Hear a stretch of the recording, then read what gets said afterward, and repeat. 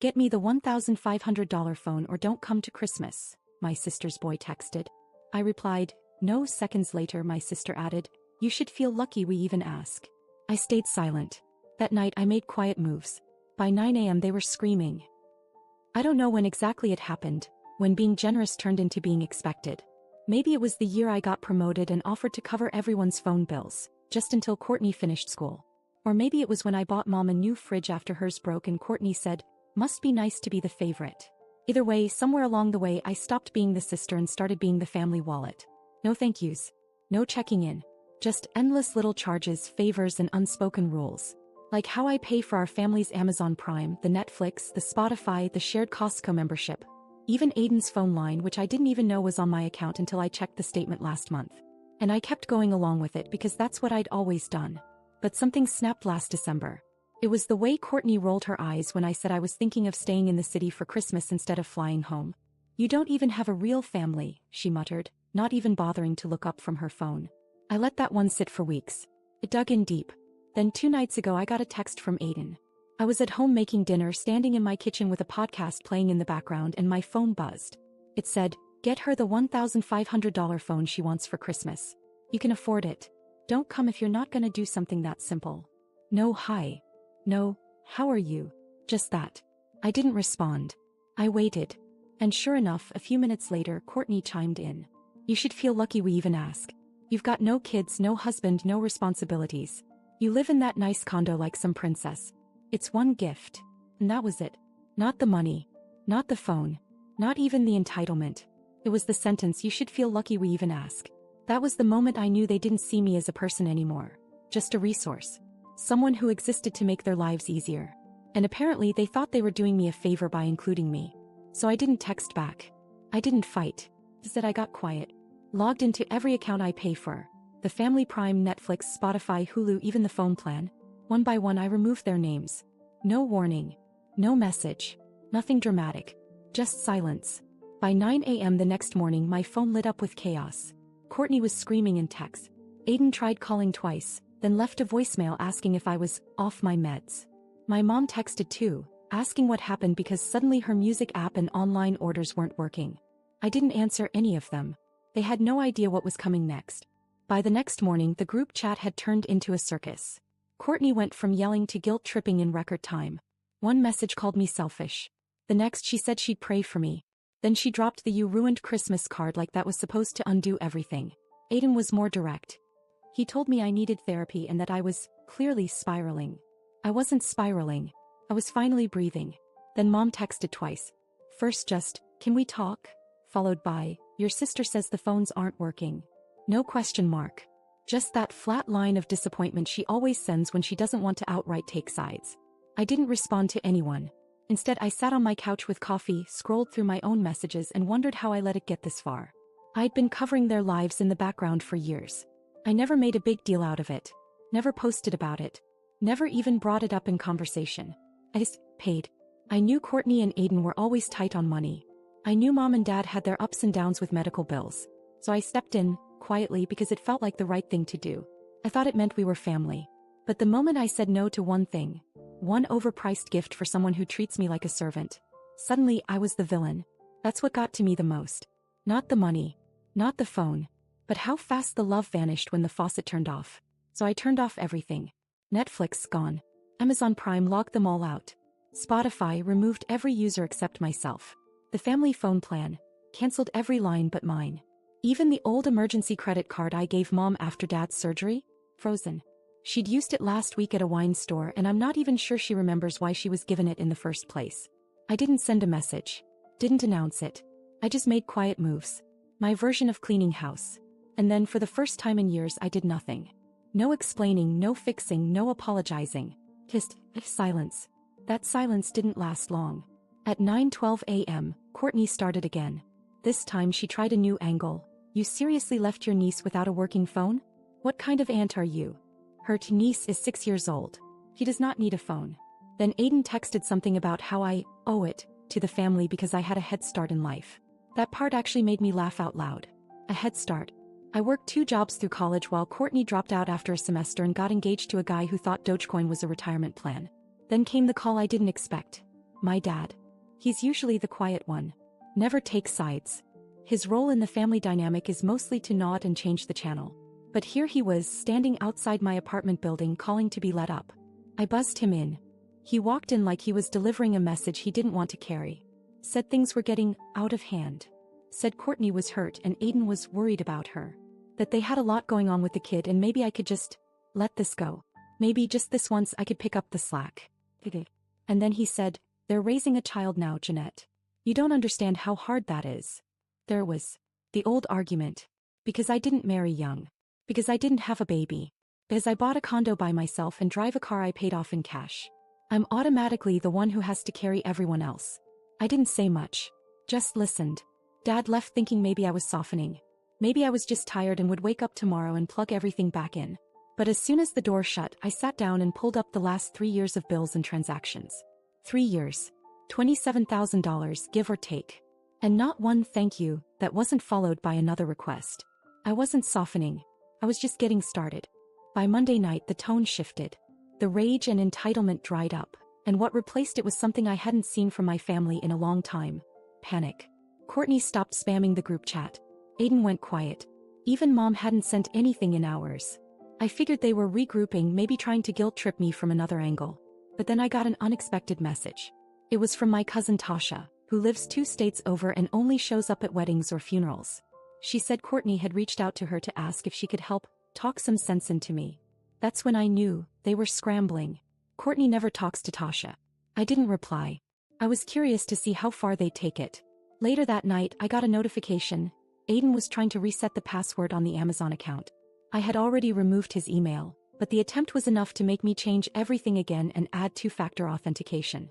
He was still trying to worm his way back in. I started a new folder on my desktop. Screenshots of texts, call logs, transaction records. I wasn't building a case for anyone else, just for myself. Something I could look back on if I ever started to feel guilty. Then came Tuesday morning. I was at work when Mom called again. I didn't pick up.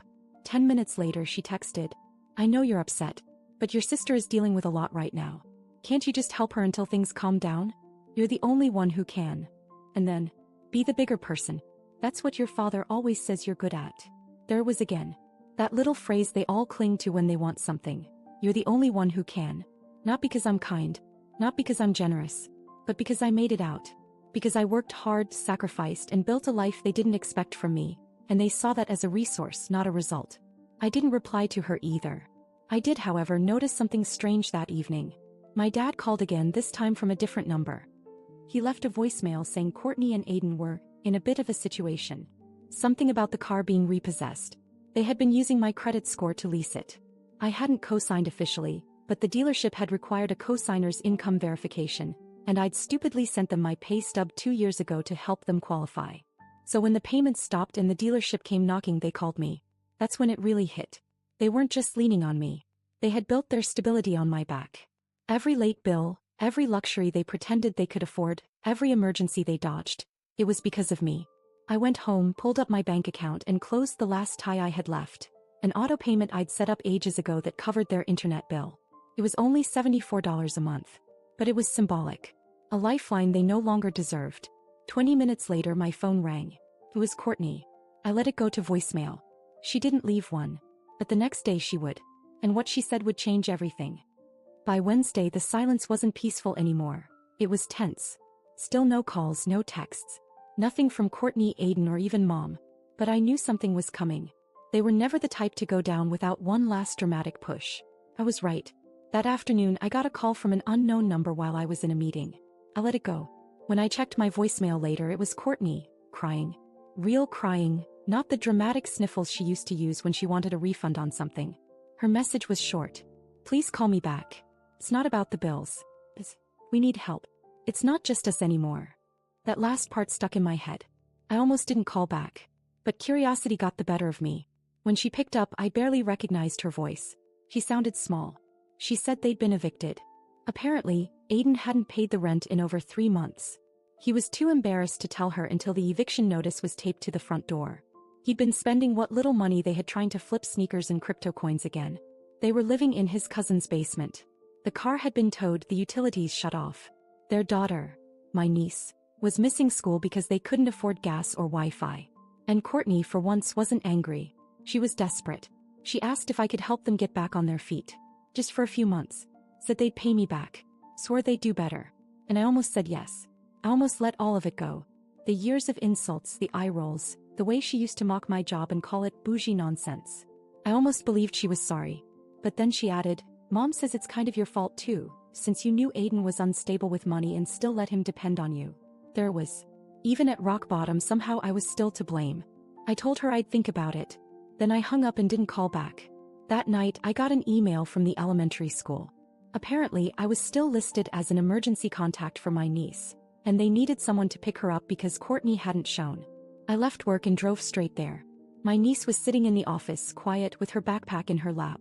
She looked confused when she saw me but didn't say anything. Just walked out with me like we did this every day. On the way to my place she said something that made me almost pull over. Aiden says we're poor now because you're mad at Mommy.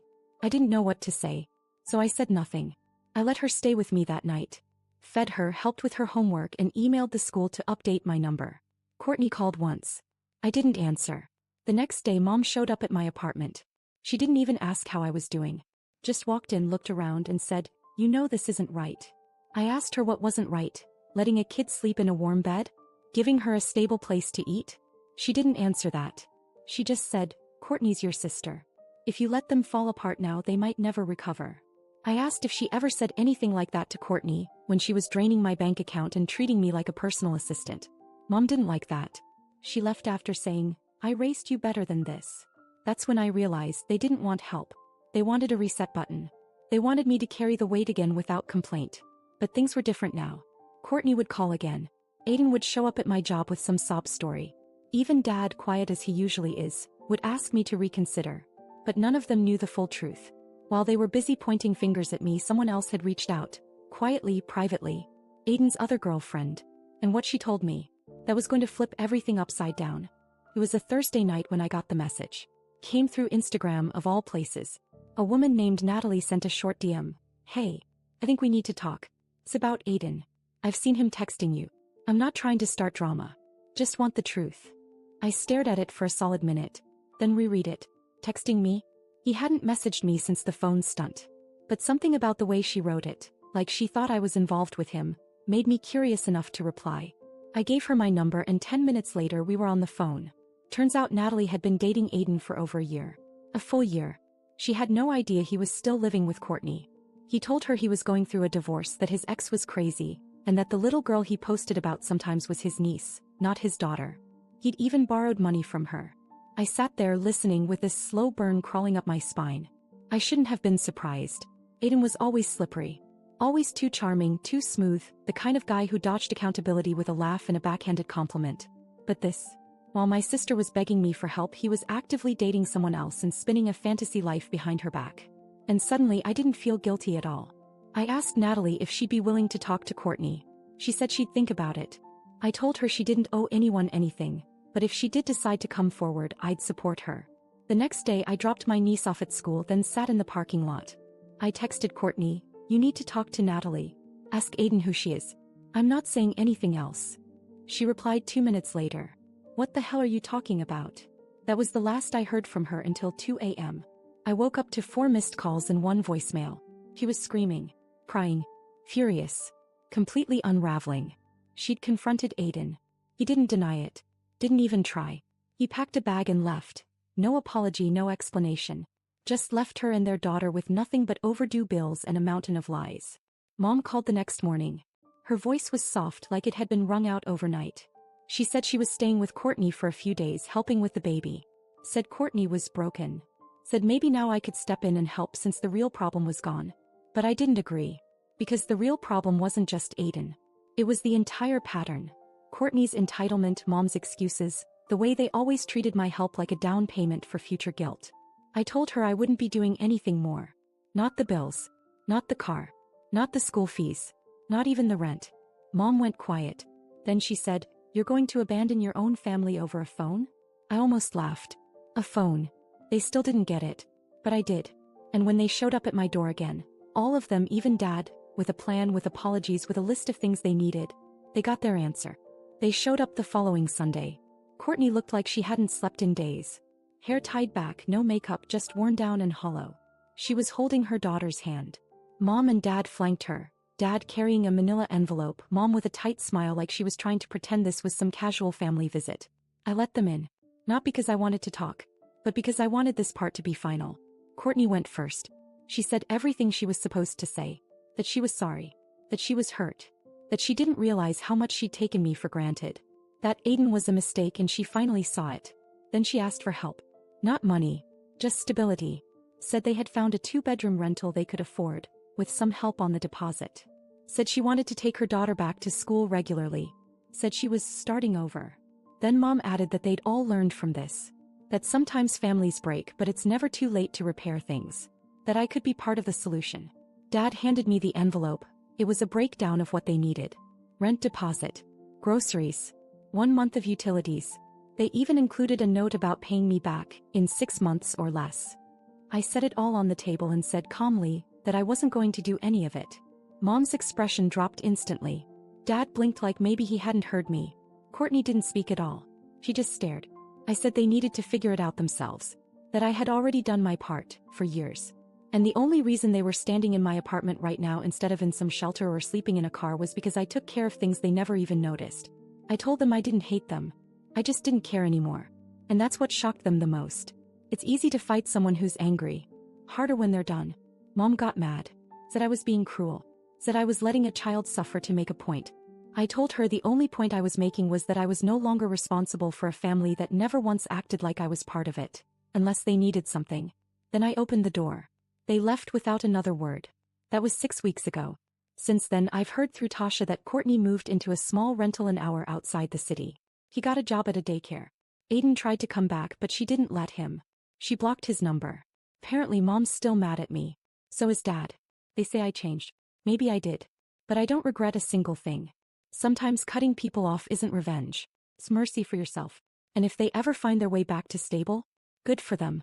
But they won't find their way back to me.